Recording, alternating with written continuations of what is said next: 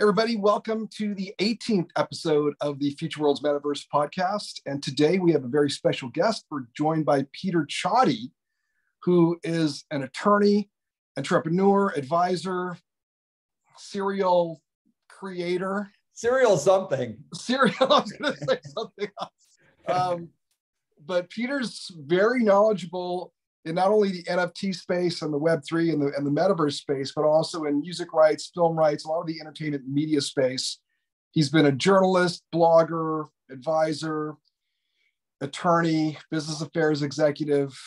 I guess I could go on. He'll probably go further, but welcome to the show, Peter. Thank you so much. I think we're done. You know, no, listen, I appreciate it, Steve. I enjoy getting involved in a lot of different things because it's all fascinating. It is. And you've had a wealth of experience. I've known Peter for maybe 5 years now, and we just go back and forth. We exchange communications every once in a while and we see each other every once in a while. But I do get your newsletter, it's kind of a legal brief on NFTs mostly, but text-based stuff, which is really interesting because no one else really publishes anything like that I've seen. Yeah. And you go deeper than just the headlines. So you kind of dig in a little bit and chat about your opinion, but also, you know, what's happening with these cases as they proceed and as they start out. So, I mean, I guess that's pretty much your background. You want to add anything to that? We'll jump in. Yeah, look, when I look back at my career and look forward at my career, it's been the most fascinating part of it is that I've covered a lot of ground in different areas of the media and entertainment and tech world. And so as an entertainment attorney, as a business executive at the major studios, as a serial entrepreneur, like you said, as an advisor, board member, et cetera, and as a kind of a journalist, like you said. So I've come across great people like you who I think are doing really innovative things. And that's what I like to involve my time with. Just one small note on that NFT newsletter, because I'm a lawyer by trade also, and I work with my clients as a lawyer frequently. I was looking for a place that talked about all the cases out there because the Web3 space and NFT space is moving so fast that it's critical for everybody, not just lawyers, but for everybody who are in and around Web3 to track all those things, because those cases are establishing the rules of the game, the guardrails on what is permissible, what isn't. And so it helps define it. I created that newsletter because none of it existed that I could find. And that's called the NFT legal update. But I also now cover AI cases. So like major developments in AI, because again, in the legal side, there's so much happening now in AI, which everybody needs to know about, not just lawyers. That's going to be a major, I mean, it is, it's, I see it every day. I think about it every day, but the depths to which we're going to see litigation and challenges and claims, you know, when you're scraping someone's copyrighted data, right, and using it, you know, we'll chat about that in a second. So, okay. Yeah, good stuff on that. I would just say, we had a conference back in November called Futureworlds in LA, and one of the attorneys on the IP panel brought up a very good point. And he said, I've done a little research and I can't find a single attorney that's drafted a smart contract. So it's, to your point, most of these smart contracts are being baked in by software engineers or developers that have zero IP experience as a legal advisor or an attorney, I should say. And some of these things are immutable. They're being put into these NFTs that people are buying, selling, and trading, and they're not even vetted by anyone on the legal side. What do you think about that? Absolutely. Look, you know, I'm working with several different Web3 NFT companies right now, both on the business development side, but as a lawyer predominantly. And so I'm seeing what is out there, and we look at kind of, you try to find as a business, in a new space, and always you try to find what are best practices, what the leading companies are doing, those that are most proven, and then emulate what they're doing. So learn from what they've learned. And you see that because it's such a nascent space, like you said, Steve, that it's all over the map. There aren't standardized templates for these kinds of things. And so that's part of what I do, is working, whether it's on smart contracts with my clients, helping establish that, but like things like terms of service, which sound very basic. Privacy policies, when you're talking about NFTs, terms of service, things like this, there is no one standard template. And you got to think about these things very deeply, because there's issues when, of course, it comes to privacy and age for those who are buying. And then here's a fundamental issue. NFTs are typically global opportunities, right? You place your NFT, you make it available to the world.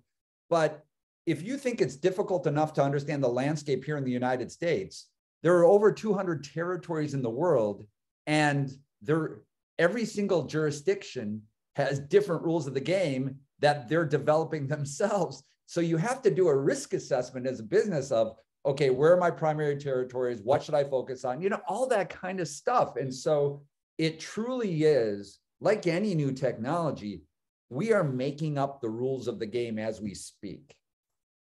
So obviously the regulation follows technology, but how long of a lag do you think there might be before there is some guidelines or regulations that standardize, like you said, give us reference points as to, hey, those are terms of service, those are valid. That's going to become, generalized terms for anybody that's transacting these.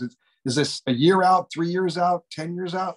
What are your thoughts? Well, I think certainly when it comes to NFT regulation and the fundamental question of what kind of NFTs constitute securities, which is a big issue, as everybody knows.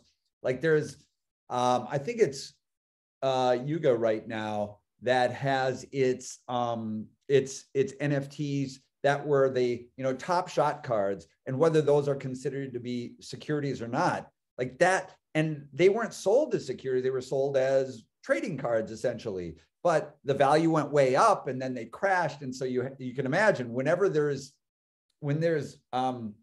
frustration by a market, that's when conflict happens. And so now there's this fundamental issue of what constitutes a security and whether those trading cards, the top shots, were a security, as an example. Those kind of conclusions are going to begin happening this year for sure. Like the FTC is looking at it, the SEC is looking at it, things like that. Then when it comes to,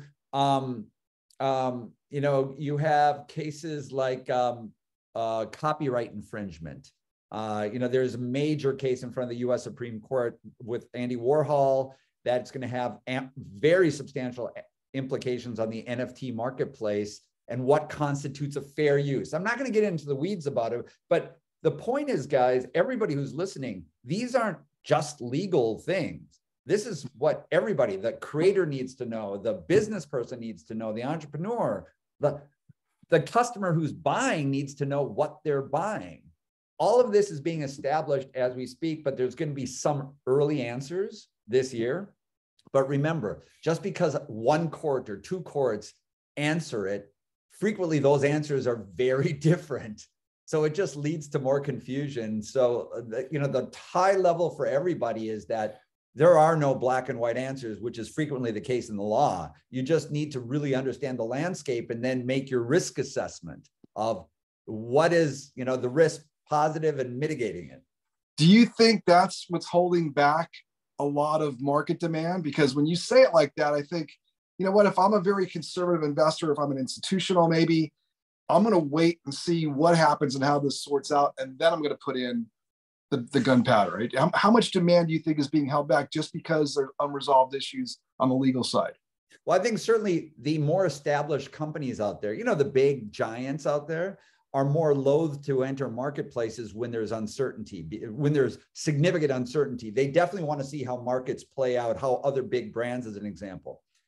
And then, but that kind of uncertainty never scares away technology innovators. That's kind of part of being a cast iron stomach entrepreneur, is that because somebody has to make up the rules of the game, you are putting yourself on the front lines, but that's part of being an entrepreneur. It's the risk reward thing. You just have to go about it really smartly with the best advisors you can have to mitigate and demonstrate, by the way, this is important too, demonstrate that you took these issues seriously, even if ultimately you found that you quote unquote got it wrong. The intent was honorable there. I went through that. We did an ICO years ago, and what I hired a lot of counsel, spent a lot of time with attorneys discussing. But you're right. The major point was, did you attempt to do it right? Yeah. Right. Because there is no clear guideline, there is no regulation. Did you cross every I and T that you could? Did you make every attempt to comply with what you saw that was there? Because yeah, they can write a law after the fact, but it's going to be hard for them to really, really go hard on you if you did everything you could to comply with what the situation environment was when you wrote it or did it. And then later they put in some regulation that maybe you did something that was counter to that. As long as they see, look, this person did everything they could have disclosed, they hired legal counsel, right? They spent time and effort to build this the right way. Yes, it was found later to become whatever. Typically at that point, they either grandfather you in or give you a slap on the wrist and say, go for it. But yeah, I think disclosure is always important. And like you said, the idea that you're trying your best to comply in a reasonable way versus trying to do a rug pull or walk away with something. Yeah, no, exactly. I mean, look, there's some examples with major cases right now where you have an artist, you have somebody who essentially duplicated Bored Apes. That's right. They just put a little something, a little slight little disclaimer, but sold these Bored Apes that were exact replicas otherwise, with a slight little notice that the question is whether anybody really noticed that. And that person made a lot of money selling these things. And so what is the intent there? Like, I think that you can infer that there was an attempt to make a lot of money trading off somebody else. And that's, that hasn't been decided yet, but that's a case in front of the courts. I want to get back to one of your things though, where you're talking about like whether the market and the uncertainty is holding back major like the big guys too. Well, it's interesting. Just, I think it was this week or last week, Amazon, one of the biggest companies in the world, just announced a major NFT, or it's expected that it's going to launch a major NFT initiative this spring, where it's going to have NFT games and NFT trading cards itself. And then you have Starbucks, you have Nike has made over $200 million in just NFT sales so far. It's the leading fashion brand in that space. So the biggest brands in the world are jumping in for sure. Warner Music Group, as you know, Warner is deep into experimenting.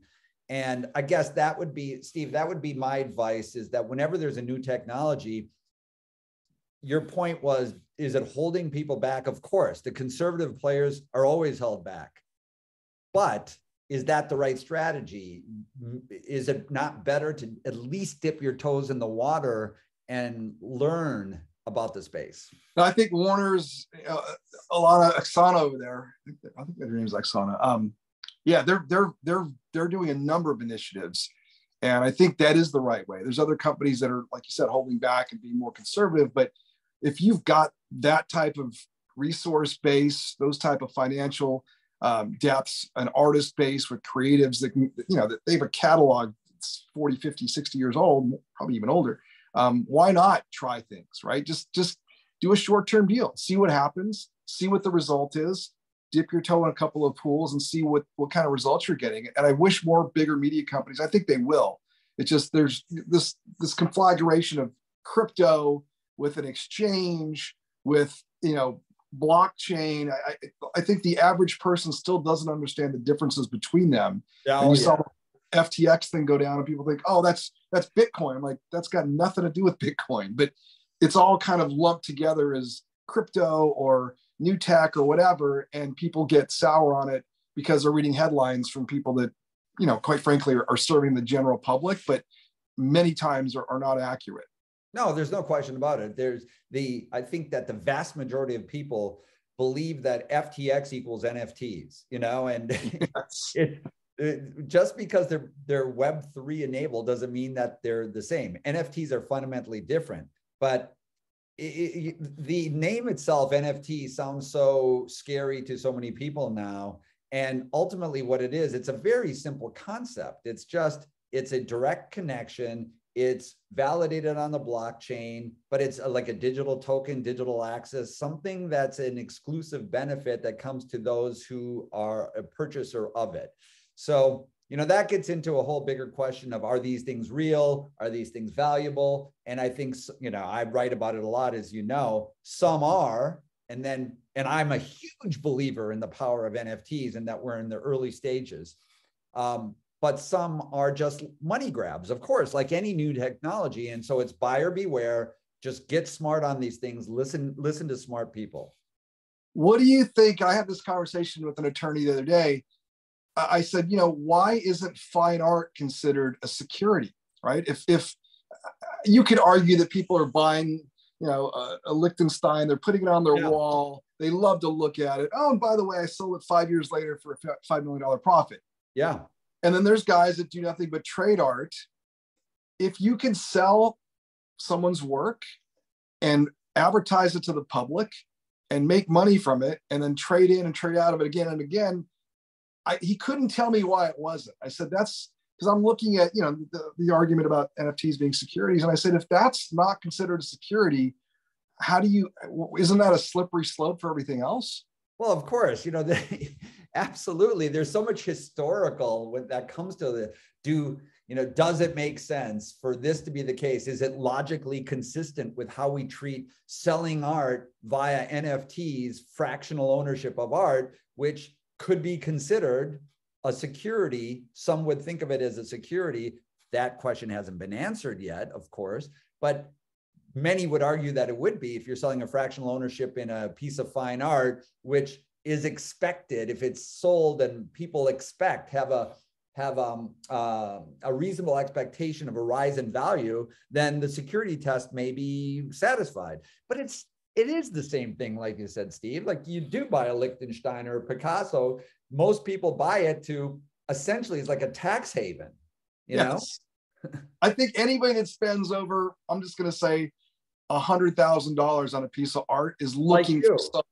Yeah, there's some appreciation aspect going around your head. Otherwise, if I really want to spend all my money on this sculpture and this piece of art because I love it, I'm never going to sell it. Yeah. I don't know. I think those things trade a lot. And I read that book on J.Lo Rowe, the guy that did the Malaysian 1MB debacle.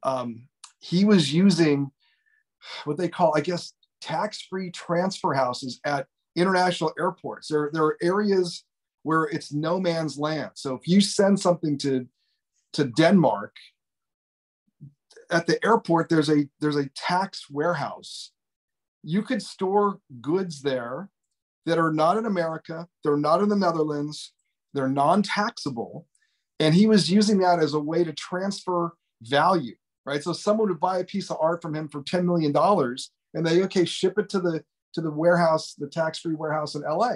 So the guy technically has possession of it, but it's sitting in a no man's land warehouse. It's the non-taxable transaction, yet the value is transferred without any type of record of it, or it's crazy how fine art to me is it's a nefarious world in many respects.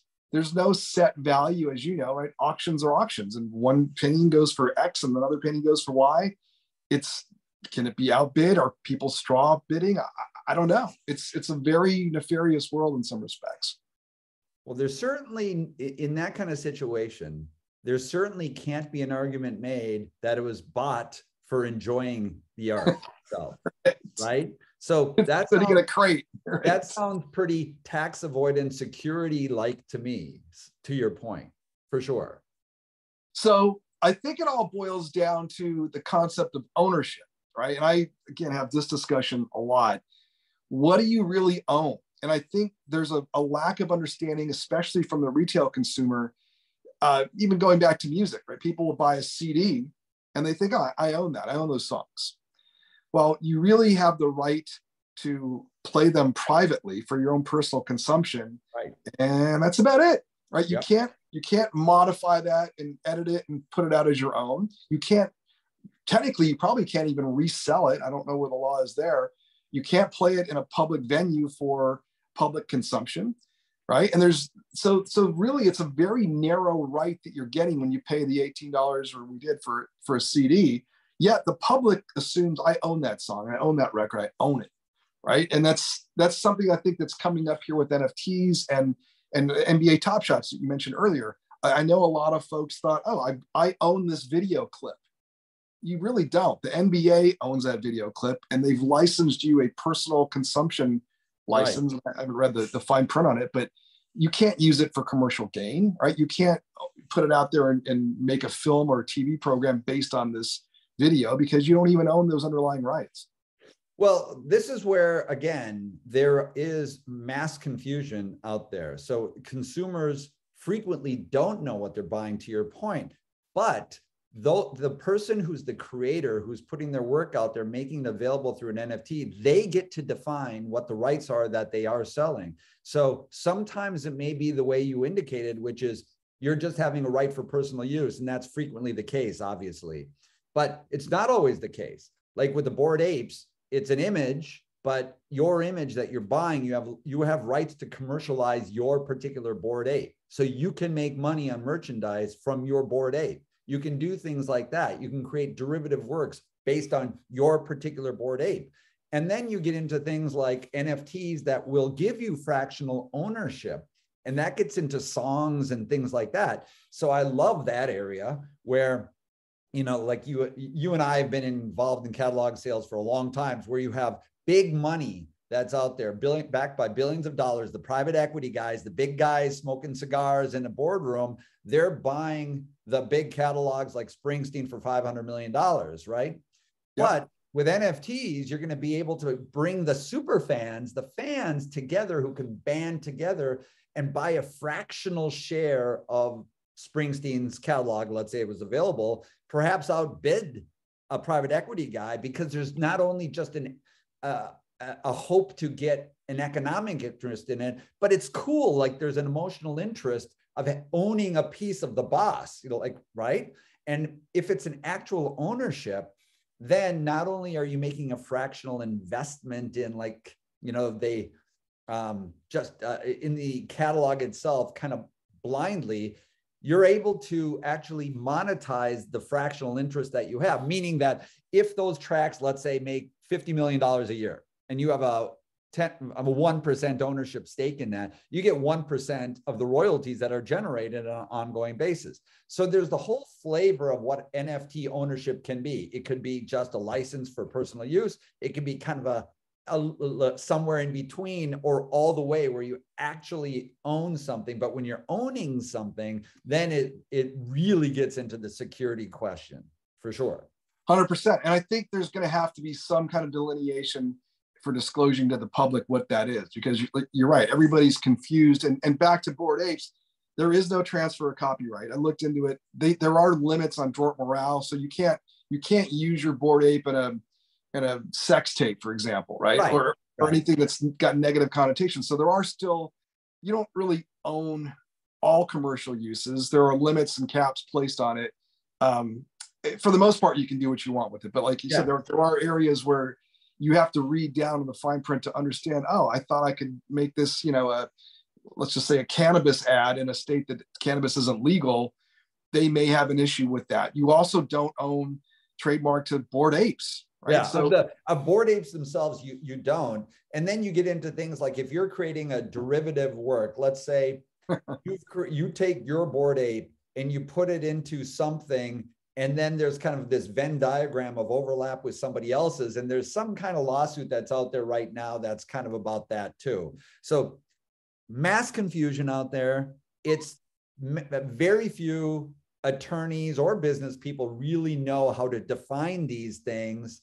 And then the consumers are really confused because the terms of all these different NFT drops are very different from one another. So like, you're buying this NFT, the terms are going to be different than this NFT. So nobody reads anymore. And I remember looking at something, I think it was on Royal, but it was one of them, and they said streaming rights, right? You get a fraction of streaming rights. And I read deeper, and it was master streaming rights, which, as you know, are about half. And then it wasn't just master streaming rights, it was Spotify master streaming rights, which means you're now down to here. But someone that read streaming rights thinks, oh, anytime I hear it anywhere streamed, I'm getting paid. And that's really not what you're buying. And I don't know how to, they could disclose all those things. I'm sure they did because I read them. but the average consumer doesn't even know what they're reading, right? If they read that a master right was different than a publishing right or a songwriter right, they don't know what that is. They have no idea. And this gets into, and I'm counseling different people right now about things like there's an upcoming NFT drop. And yes, there's a bunch of stuff in terms of service, of course, got it covered. But these terms of service are pages and pages long. And it's really up to the consumer to read those. Do they or do they not? So the question becomes, part of the give and take is, okay, let's think of that reality and look at helping the consumer really understand the basics and putting that into the actual page itself, like the page where you buy, like the marketing materials themselves. So it's front and center, some of the bullet points, that calling it out so that there's less confusion and being the white knight.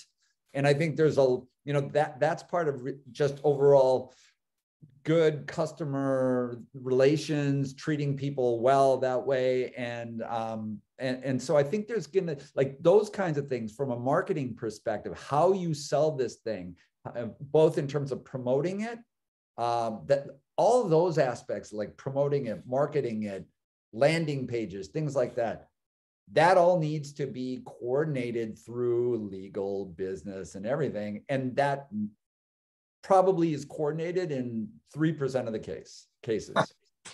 And you started touching on something I thought led into AI when you were talking about that overlap, right? Yeah. So there's certain rights here, certain rights over there. It's being overlapped in a situation. And now that we see these engines like ChatGPT and some of the other AI engines, which literally are scraping copyrighted materials to come up with their own solution. On the visual side, I know Getty Images has something going on there because you've got, the OpenAI DALL-E platform that will create an image from something, but it's not drawing an image out of thin air. It's looking at a number of triggers that you put in to prompt it, and it draws from existing imagery to create a new image, which I guess could be called a derivative work, but a derivative work is protected by copyright, right? Well, no, derivative works are, if it's a derivative work, then there needs to be a license from the original owner. That's what I mean. Yeah, the question is whether it's a fair use, because it's such a micro transgression. And that's, in a visual case, it's pretty interesting. I don't know if it is or isn't different than in the textual, but let's just take, you and I like a song. We're inspired by it. And so we like the melody and we do our own little twist on it, which is done in the music business all the time, right? Without copyright infringement. I mean, these are gray areas. So sometimes there's lawsuits and not. Most of the time, there's not an intention to copy. You're just kind of inspired. Like artists from the beginnings of time have been inspired by other artists. And so they reimagine it, create something new, right? So, and that's not copyright infringement unless it's blatant, and intention really matters there. So then you get into what we're talking about with AI and scraping, where what most typically with machine learning, it's taking, all this, like these micro transgressions, but it's not creating something it's not replicating something precisely. It's reimagining it into something novel. But so is that different or isn't it different? And that's the fundamental question. Like right now, Steve, I just finished my latest article that's going to be going out next week. And it's about these particular issues. And I don't know how I come out on it. I do come out on the higher philosophical questions about what the AI does to creativity itself, and whether AI ultimately devalues human creative works, and because just the sheer volume that it can pump out there. Like let's take marketing. You're an artist, Steve. Let's say your career is spent creating visual work for commercials or for advertisements or for, whatever it may be. Well, you cost, let's say $75,000, $80,000, $120,000 a year. And you charge out to your client, your consulting firm or whatever. Costs a lot of money. If you can have ChatGPT or its AI brethren come out here and just work 24/7 without getting paid, creating iteration upon iteration upon iteration, what is that going to do to that marketing job, right? So that's one end of it. But then I was thinking, and I was writing about this, is that what did digital animation do to hand-drawn animation? It put hand-drawn animation largely out of work. Definitely. So lots of jobs were lost in that old-fashioned way, but it created a new entire ecosystem of digital animation, most famously created by Pixar, right? Sure. And so some would argue that that technology enabled some of the mundane tasks to be stripped away so that there'd be more human focus on the story itself. And Pixar is famous for having great, storytelling and all that. So I think there's an analogy there, but nonetheless, I think that AI is still at a vastly different level than when it comes to a transformation like digital to that particular case as an example. Yeah, so, I think. And by the way, one last point on that, which I think is just fascinating. So the U.S. Copyright Office has not granted any copyrights to any purely AI created work, because there's no human element to it. And that's where it's coming out right now. But the question ultimately becomes, is that logical? Is that the way it's going to stay? The courts are grappling with this all right now too. So anyhow.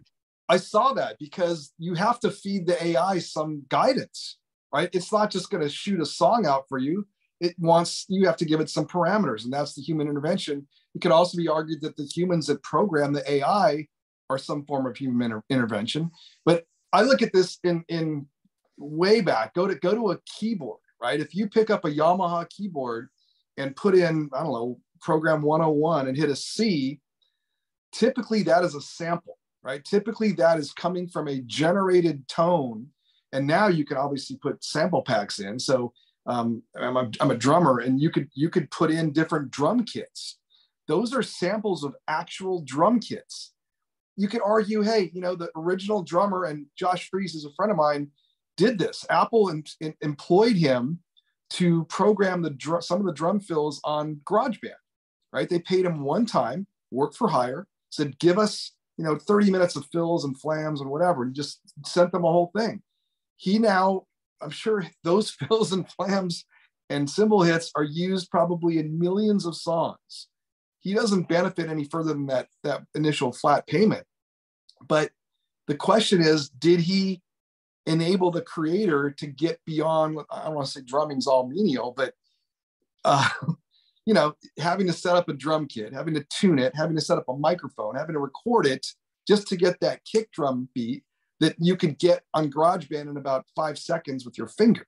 So you're saying, there's arpeggiators, there's certain loops that people are now using. Producers use loops all day long, right? That is also a shortcut to getting away from having to program each note of the loop or arpeggio to get there. And same thing, is it infringing on the creativity of someone that would write that arpeggio and play it?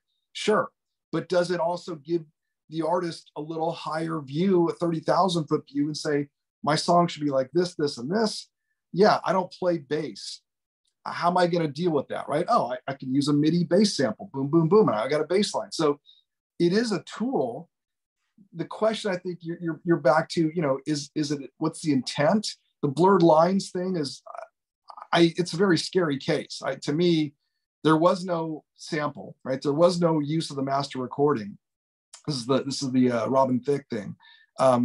Yet the jury found them liable. They said this is an interpretation of the song, but because I guess the intent, you're going to have to pay some of your earnings out to Marvin Gaye's estate because it is so close to what this song sounds like, or the vibe is similar. Yeah. That we're going to find for the plaintiff that you infringed, I was like, wow. So you don't even have to use the recording. If you even play something that sounds like it or has the vibe of that, that's an infringement. Yeah. I know. And this is all gray. It's all so subjective. And that's a case where you have a human jury and they can point to a particular song, right?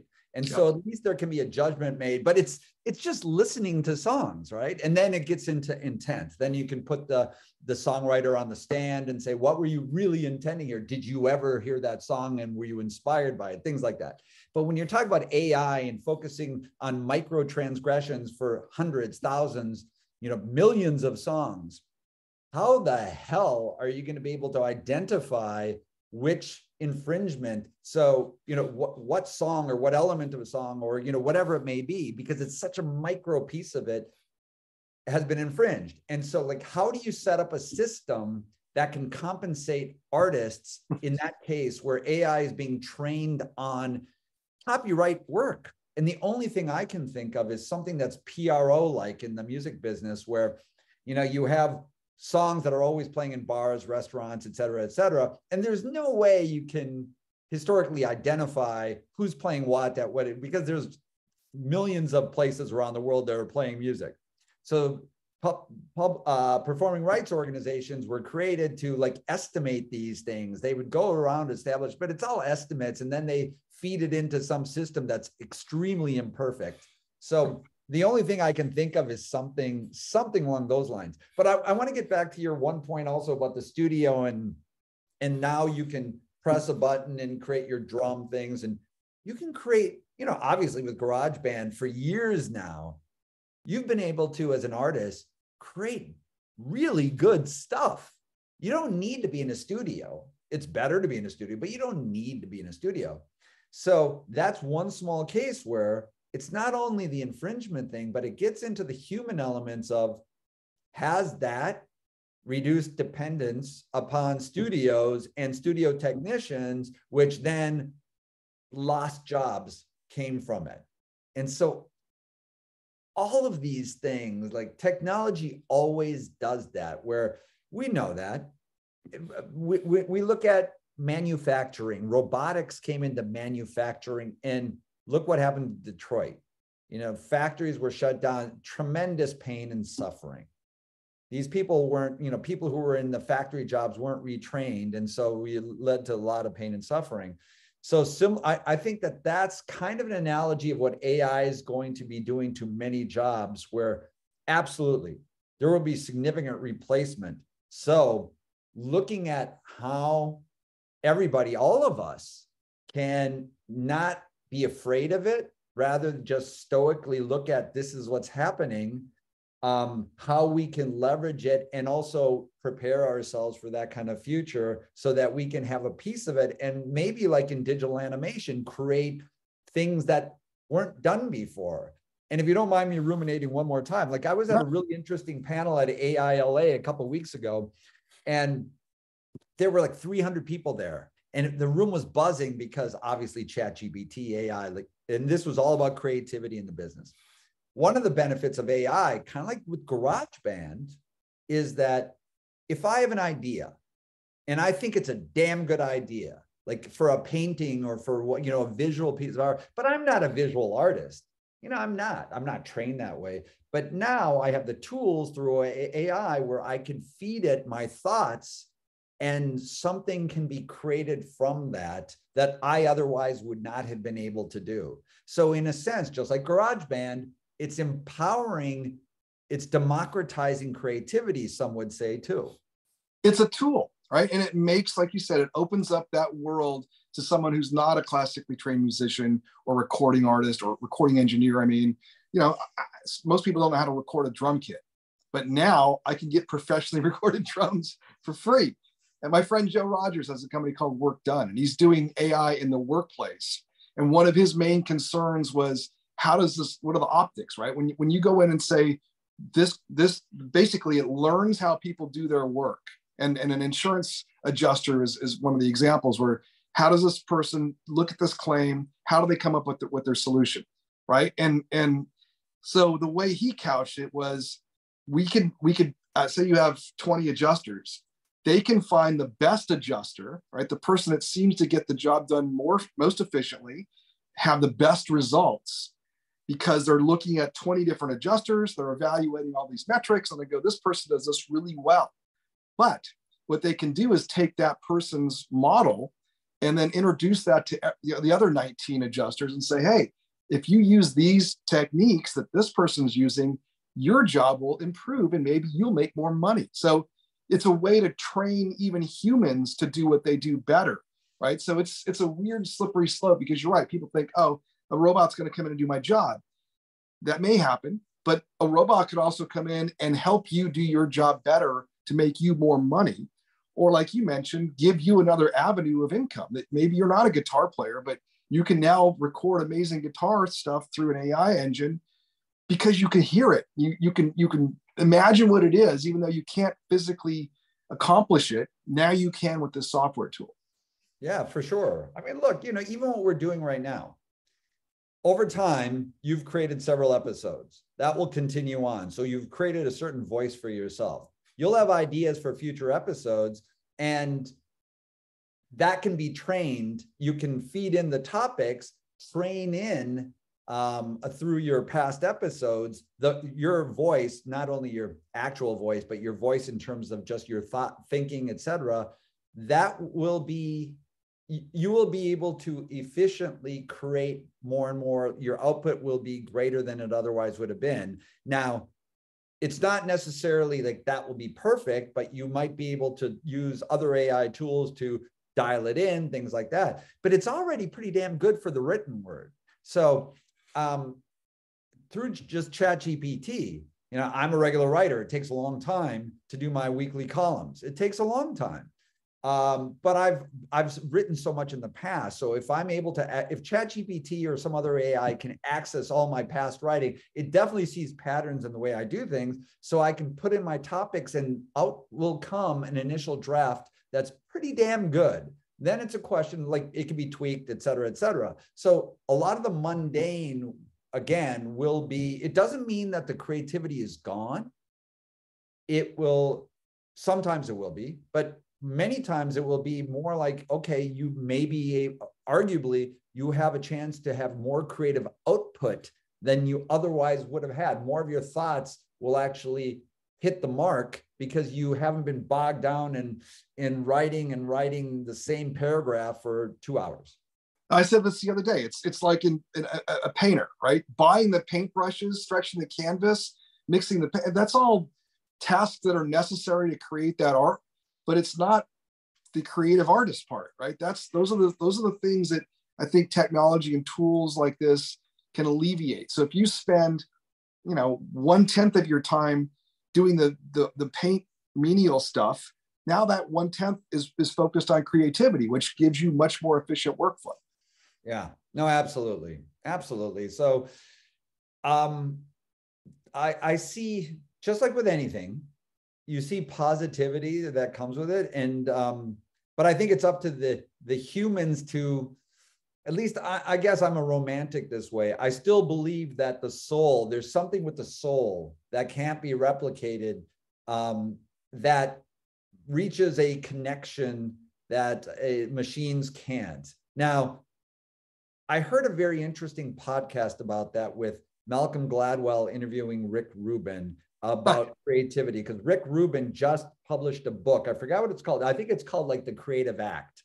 And it's not just about music creativity. It's about painting, your house. It's about doing your job. It's about anything.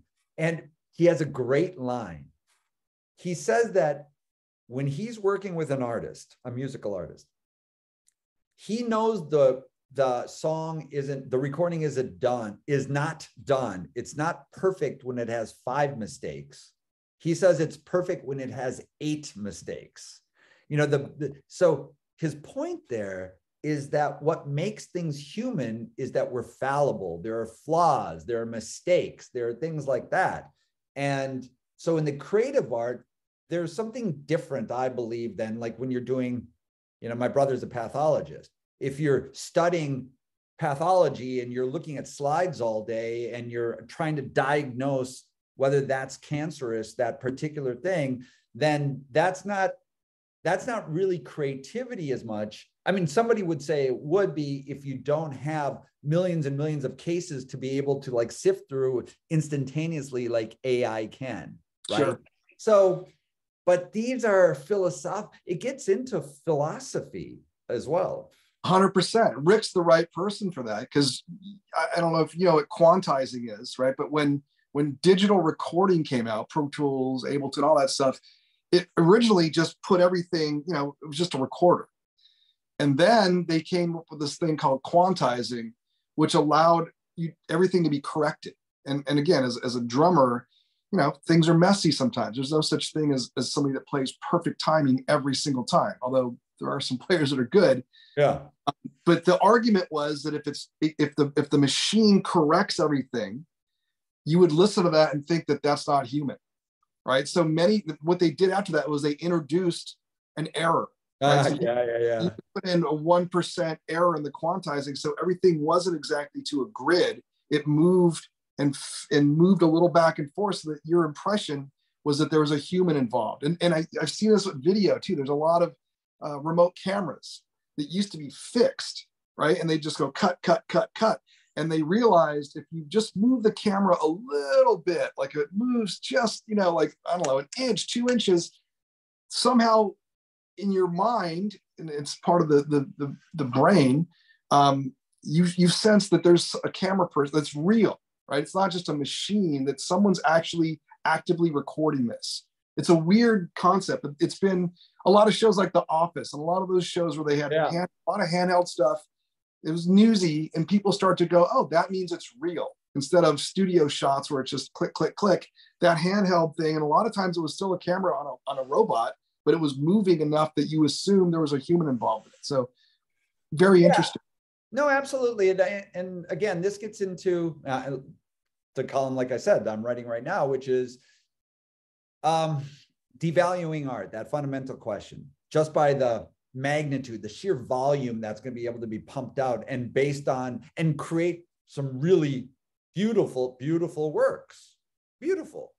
But there will always be a market for blood, sweat, and tears, for limited volume. So like, let's say you're an artist, Steve, which you are, you're a multi-talented guy, but let's say you're a painter.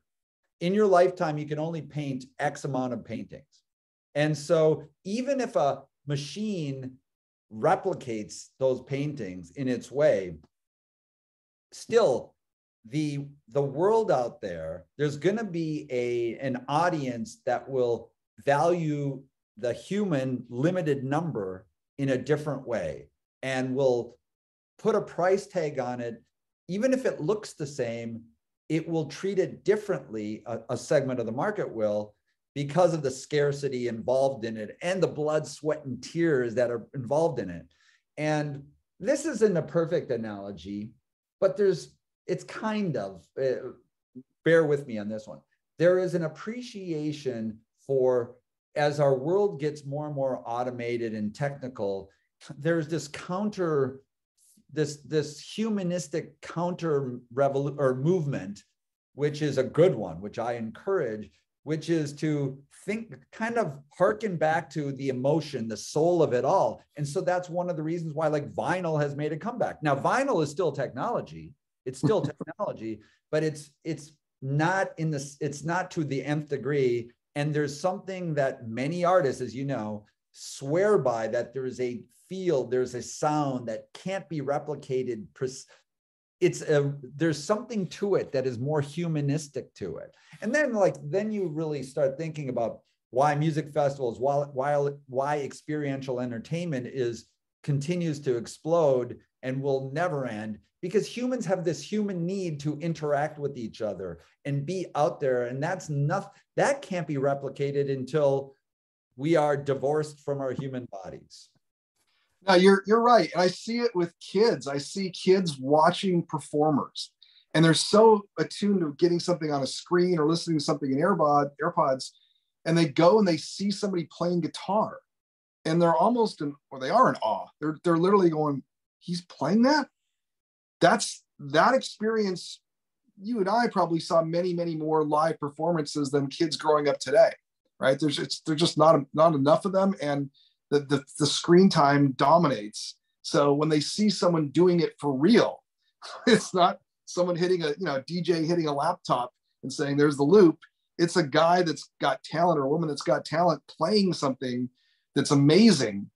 it always awes human beings, right? It doesn't matter what culture you're from, how old you are. You see someone that's got extraordinary talent playing an instrument, you have to stop and watch. It is something that I think is in our culture and human existence, that we appreciate someone doing something exceptional that maybe touches us. And that's what you're saying. The emotional part of this is always going to have a high value.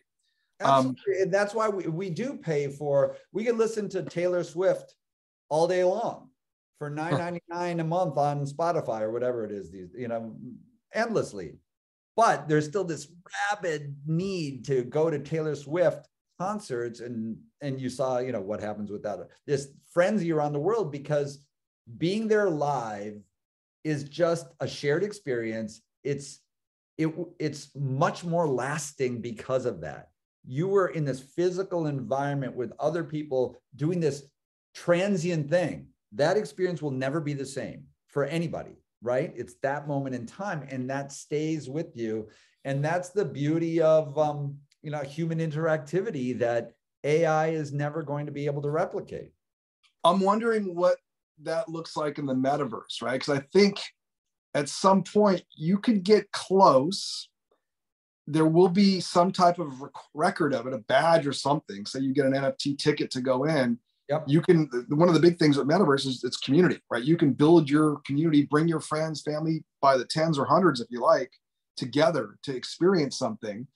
It is detached. You might be in your room or your car or somewhere, but the idea that your avatar is interacting with other people that you know in real life, but they also have an avatar, and those people are in an experience together. I think, we're seeing on the decentralized platforms, especially, they're still blocky and kind of 8-bit, and they're just, there's not a lot of realism there. Whereas on the gaming platforms, it's hard to tell sometimes if you're watching, like I'll come in and go, is that a game or is that film? It's so close. I think there's going to be a transition where the experiences that people are calling metaverse, and Mark Zuckerberg's, legless metaverse is kind of disembodied. But I think it's going to morph into more of a Madden sports analogy because the realism of that game. And when it gets to that point, you're going to look across and see your brother or your girlfriend or whatever, and you're going to feel like you are pretty close to being with them. Not exactly being there, but the next best thing. And in situations where people are in markets that maybe aren't as financially developed, and they maybe can never get to Hollywood, right? And they want to go see a show in Hollywood. Yeah. What's wrong with that, right? What's wrong with saying, hey, I got to go see a show at the Roxy, even though I'm in Ethiopia and I would probably never have the resources to get there. But now I'm experiencing it with my friends. The artist is interacting with us in almost a photorealistic environment. It's pretty amazing. Oh no, there's no question. That's Ready Player One. And we are in such the early days of metaversian stuff. And you're right, games are the metaverse already. The games are, they're the most immersive thing, and it's 2D for the most part. But there's no doubt that it will be quite seamless. The question is whether there's the physical environment will be a differential. I gotta believe that it will be, but it doesn't mean that it's one or the other. To your point, like from a creative standpoint, from an artist standpoint, you can't put your head in the sand. Rather, you think of, okay, how can I harness whatever technology it is to create new experiences? Like thinking of it as a new canvas on which to paint, essentially. And then being able to, like in your example, to reach all these people who otherwise wouldn't go to your show or couldn't go to your show, couldn't pay for it. They get to be part of it. That's a real significant opportunity. So I agree with you that there's understandable in all of this stuff, fear, and then there's acceptance, and then there's like, okay, what do we do with it? And it's been from the beginnings of time. It's always been like that because technology improved, but the pace of it is just so fast and accelerates over like logarithmically, as we know. And then it gets into like, if you're a creator or an artist, how do you you and I try to keep up to date with business, legal issues, things like that. And we both do podcasts, right? So we're creators. But if you're like a singer-songwriter, how can you try to keep up with all this? I don't have the answer, other than the fact is that if you want to not just create art, but you want to have an audience for it, and if you want to then have a career with it, you have to find a way to keep up with this stuff, because you got to be an entrepreneur. And it's a much different world than it was then, let's say 20 years ago as an artist. Now you have to really be proactive to do it. But there's a lot of things you can do today that you couldn't do back then. So there's a lot of noise. And just to touch on the monetization thing for a second, I do believe most distribution now is digital, right? Whether it's on a handheld device, laptop, home stereo, business, whatever, that's trackable, right? And when you say the AI knows what it's scraping, right? It's not an anonymous scrape. It knows it went here, here, here. It's doing it thousands of times per second, but it knows where it's getting those sources. So to me, the smart contract is where the value is. And if artists can say, look, that's my baseline, it's got a smart contract embedded with it, I don't care, right? Those licensing choke points now that exist where, oh, I don't have a publisher, I don't have a manager, no. Anybody that uses that baseline, whether it's a YouTube video, a podcast, another song, in a game, you will be paid some fractional piece of whatever that earning would be directly. That's to me the holy grail in the music side of things, and probably for written content and any other kind of content, where you know that when you put it out there, it's going to be tracked and payable to you. And you don't even know where it's going to be used. Don't even care. The more, the better, obviously. But that little chunk of remuneration that comes to you from a game or from a TV show or from a play in a bar, all that stuff is going to come back because you put more stuff out. And I think we're getting close to that. And it's all trackable on the blockchain. 100%. Yeah. No, that is the only way that makes sense and absolutely it's a huge opportunity. I agree with you. Now, there are going to be certain, and it will be a permission-based sort of thing, right? And so if you're an artist and you don't want anybody to, because your art is pure to you, right? Then your art is unscrapable, essentially.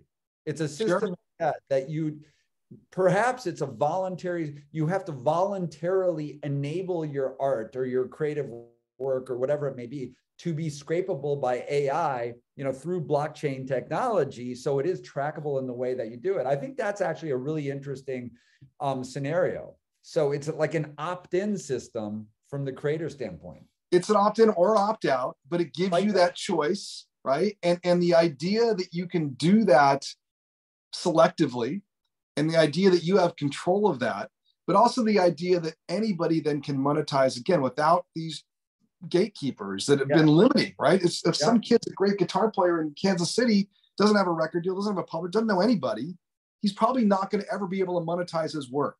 But now that it's put up and it gets on Spotify, and Spotify, again, knows where, when, and who played that, it can assign a value to it. It knows who the rights holders are, right? Or deals with the PRO. The PRO knows. It can now push through that payment almost in real time. All that technology, as you know, is there. It's just sometimes the wheels don't work together, and there's powers in the middle that don't want things to pay so quickly. And the metadata is not exactly clean. So there are issues with existing and prior music and creations. But I think once you put clean data into a blockchain and you allow it to be tracked, that again, the creator opts in or opts out, I can't see why anybody would opt out, because when they start to see people supporting themselves in third world countries from creativity that no one's ever tapped into before, they're going to go, what am I missing out on, right? And if you are an influencer, you have the ability to even pump up the usage even more, you're going to make more money from it. Well, yeah, I think that's, here's an analogy to that. And I actually love that. I took some notes on that because I think that's probably the best system possible. There's, I forgot the name of it, but there are a number of these companies that essentially it's a library of all these tracks or sonics from composers, right? And so now it's essentially you pay a subscription if you're a filmmaker or whatever, and you have access to all these songs, and you don't have to worry about any licensing. It's just a bank. It's a bank of songs. And if your track is used, you're paid. And so like all these composers, now they have one place where they can put all their stuff and they don't have to worry about it. they're happy if it's used because they get paid. Meanwhile, if you're the one who licenses it, you don't have to worry about the complexity of the music stuff. You have this solution.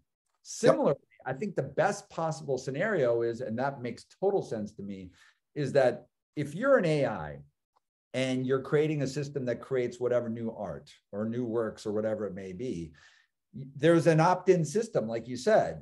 So the art that it's being trained upon is only that limited universe of art that's been permitted to come in and to be trained upon, right? So artists opt in to say, yeah, I'll play ball here, because and then it's all tracked on the blockchain. And so if it's utilized, then I'm going to get paid. And that's a beautiful thing. That makes sense to me. And that gets rid of the copyright issue, right? Now you've said there's permission. You have permission to use this. And in return for that permission, I have the ability to monetize, right? And I think, again, most people are going to say yes, unless it's something that's very personal to them. And they would probably never put it out to distributor anyway.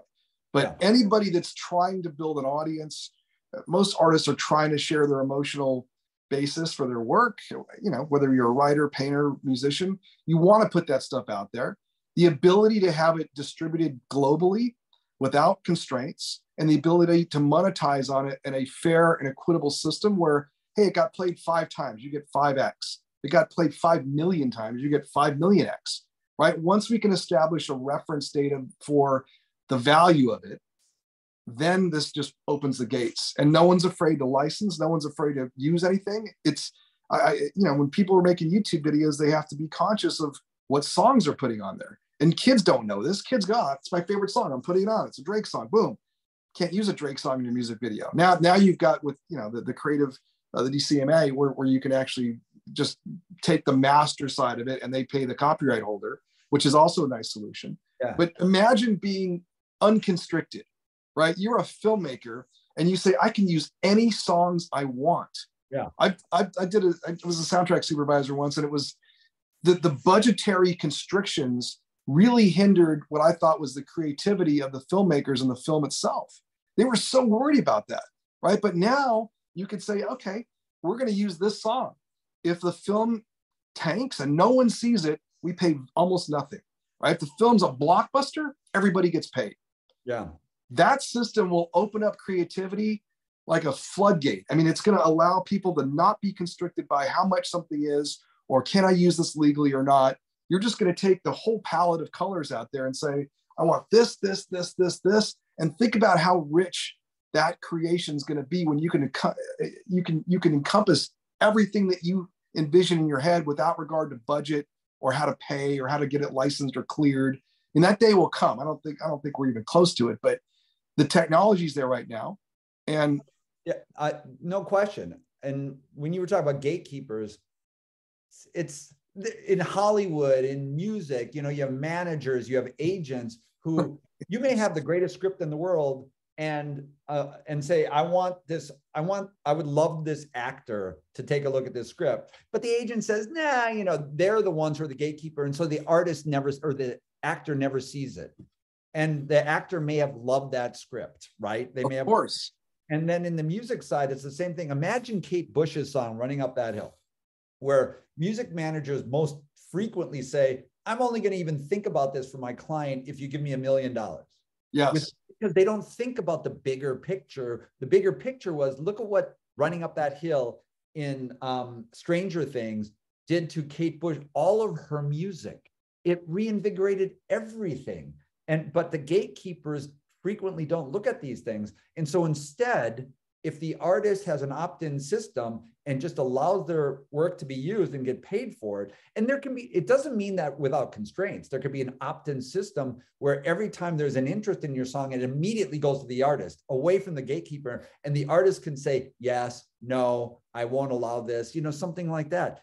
Sure. But I love it when you're talking about AI and AI creativity. I think that system of having this subset of artists who are scrapable is the way to go. And it's funny because when I was at this AILA event a couple of weeks ago that I was mentioning, and it was all about entertainment and creativity and all that, they had 16 AI artists who were showcasing their work. One of the companies, and the name escapes me, was doing precisely that. it was creating AI work from a limited group of artists who opted in with their art for precisely that reason. And you just gave me an idea for my next column, which is going to be about the solution for what we're talking about. And it will be exactly what we're saying. Opt in, and then blockchain enabled payments and tracking, kind of like metadata, and then using this one company as an example of that. That to me seems like the right direction, the right way of thinking about things. Where it's the holy grail, and everybody gets what value they put in. And again, if your project tanks, no harm, no foul, right? Your project's a blockbuster, everybody makes out. This is good stuff. Good stuff. I know. Well, it's good to talk to you, Peter. We should have more of these conversations, either on or off podcasts. But no, absolutely. I love it. I love it. I really enjoyed being on your show. I appreciate you coming on, and we will touch base very soon. Sounds good. Good to see you, Steve. Thank you, Peter. Yeah. Bye.